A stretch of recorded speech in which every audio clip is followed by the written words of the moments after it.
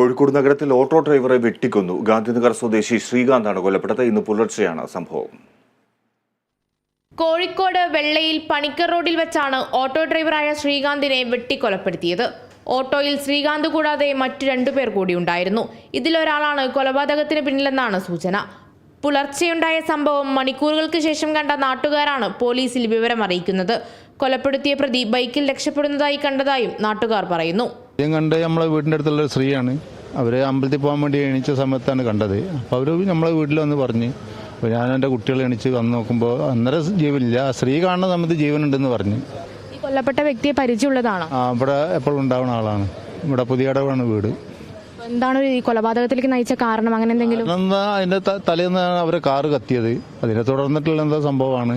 പക്ഷെ വേറെ അതിനായിട്ട് നമുക്ക് അതിനെ തുടർന്ന് ഇവിടെ അങ്ങനത്തെ ഒരു പ്രശ്നം ഉണ്ടായിട്ടൊന്നുമില്ല.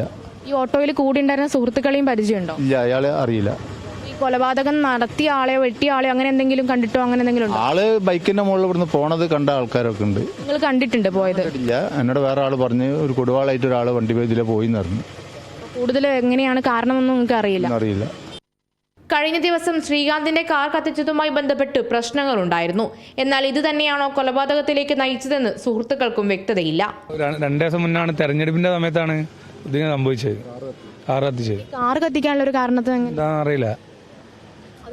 പ്രശ്നങ്ങളൊക്കെ ഉണ്ടായിട്ടുണ്ട്. പ്രശ്നങ്ങളൊന്നും ഉണ്ടായില്ല.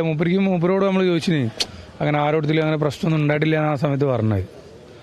ഇപ്പം ഇതെന്താ സംഭവിച്ചതെന്ന് അറിയില്ല. മൂപ്പര് ഓട്ടോറിക്ഷ രാത്രി ഓടല്, പകൽ ഓടലില്ല. അപ്പോൾ ഓടിക്കഴിഞ്ഞാൽ എന്തായാലും ഒരു പുലർച്ചെ 4 മണിക്കൊക്കെ വന്ന് സൈഡാക്കിയിട്ട് ബീച്ചിൽ നിന്നൊക്കെ ചെറുതായിട്ട് കഴിച്ചിട്ട് പോയി കിടന്നുറങ്ങി, ക്ഷീണത്തിന് കിടന്നുറങ്ങിയിട്ട് പിന്നെ വൈകുന്നേരം മൂപ്പര് അതിങ്ങനെ പണിക്ക് പോലേ ഉള്ളൂ.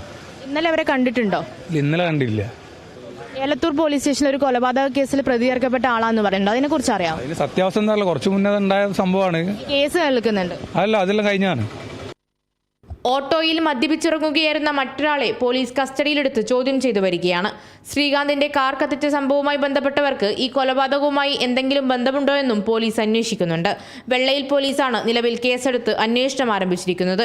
കൊല്ലപ്പെട്ട ശ്രീകാന്ത് മുന്നേ എലത്തൂർ പോലീസ് സ്റ്റേഷനിലെ ഒരു കൊലപാതക കേസിലെ പ്രതിയാണെന്നാണ് പോലീസിൽ നിന്ന് ലഭിക്കുന്ന വിവരം. Kerala vision news, Kozhikode. കോട്ടയത്ത് ചീട്ടുകളിക്കിടയിലുണ്ടായ വാക്കുതർക്കത്തിൽ യുവാവ് കൊല്ലപ്പെട്ടു. കൊല്ലപ്പള്ളി മങ്കര സ്വദേശി ലിബിൻ ജോസാണ് മരിച്ചത്. സംഘർഷത്തിൽ സ്ത്രീയടക്കം 3 പേർക്ക് പരിക്കേറ്റു. ഇന്ന് പുലർച്ചെയാണ് സംഭവം. പാല മങ്കര ഭാഗത്ത് ബന്ധുവിന്റെ കുട്ടിയുടെ ആദ്യ കുർബാന ചടങ്ങിന് എത്തിയതായിരുന്നു ലിബിനും സുഹൃത്തുക്കളും. ഇന്നലെ രാത്രി മദ്യപാനവും ചീട്ടുകളിയും നടക്കുന്നതിനിടെ